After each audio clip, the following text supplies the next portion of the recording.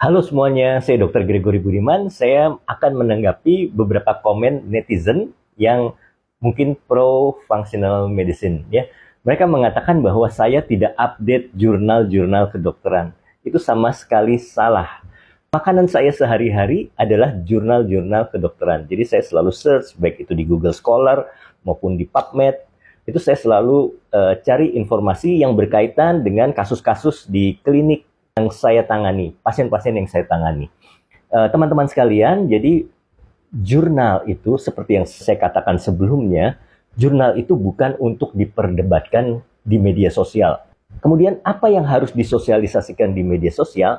Yang harus disosialisasikan adalah hasil konsensus perhimpunan ahli, di mana jurnal-jurnal itu sudah diambil dan disaring yang memang benar-benar dapat diterapkan kepada masyarakat dan berguna bagi masyarakat. Saya ambil contoh, pada waktu zaman pandemi COVID-19, itu banyak sekali jurnal-jurnal, bahkan sudah sampai meta-analisis, namun hasil penelitiannya itu tidak dipakai dan tidak signifikan, tidak berguna. Contohnya apa? Contohnya ivermectin. Ya, ivermectin itu sudah ada jurnalnya, tapi ternyata tidak bisa menyembuhkan COVID. Begitu ya. Apalagi plasma convalescence. Plasma convalescence ini sudah diadopsi oleh WHO dan Kemenkes untuk sebagai terapi pengobatan COVID. Tapi setelah itu digugurkan karena memang tidak signifikan dan ada aspek risiko yang berbahaya. Kemudian apalagi? Vitamin D3 juga demikian, katanya bisa melindungi kita dari COVID, tapi ternyata tidak. Dexamethasone juga, orang-orang pada belanja dexamethasone karena di Cina dikatakan bahwa dexamethasone bisa menyembuhkan COVID, tapi ternyata itu juga tidak.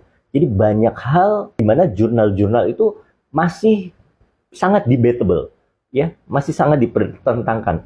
Jurnal itu bisa penelitiannya adalah penelitian pada hewan coba, penelitian laboratorium, in vitro, ya, kemudian ada pilot project. Kemudian ada penelitian juga yang sudah di masyarakat tapi retrospektif, itu nilainya juga kurang, ya. Contohnya misalnya pengaruh ultra processed food pada dermatitis atopi. Ultra processed food itu apa, ya? Jadi harus jelas, itu kan retrospektif, ya. Dan datanya itu tidak jelas. Tapi kalau misalnya kita lakukan penelitian ini pada anak, kemudian yang diberikan satunya aspartam, satunya asam benzoat, ya, satunya lagi pengawet yang lain, ya, misalkan sakarin, begitu ya. Itu kita lihat, dan ada kelompok kontrol.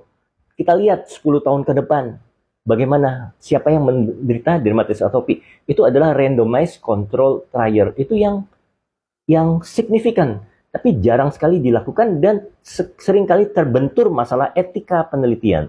Jadi di komisi etik itu tidak bisa karena kita memberikan sesuatu yang berbahaya kepada anak kecil.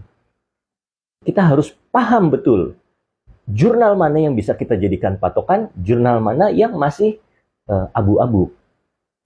Perhimpunan para ahli itulah yang menentukan, yang membentuk kebijakan. Jadi seperti vitamin D3 yang bisa diresepkan oleh dokter itu yang 5.000 unit. Yang boleh dijual sebagai suplemen, dijual over the counter itu yang di bawah 5.000 unit. 400 unit, 1.000 unit, seperti itu. Boleh diminum setiap hari.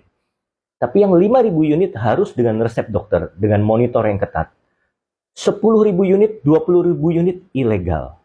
Kira-kira demikian ya penjelasan saya, semoga bermanfaat buat kita semua.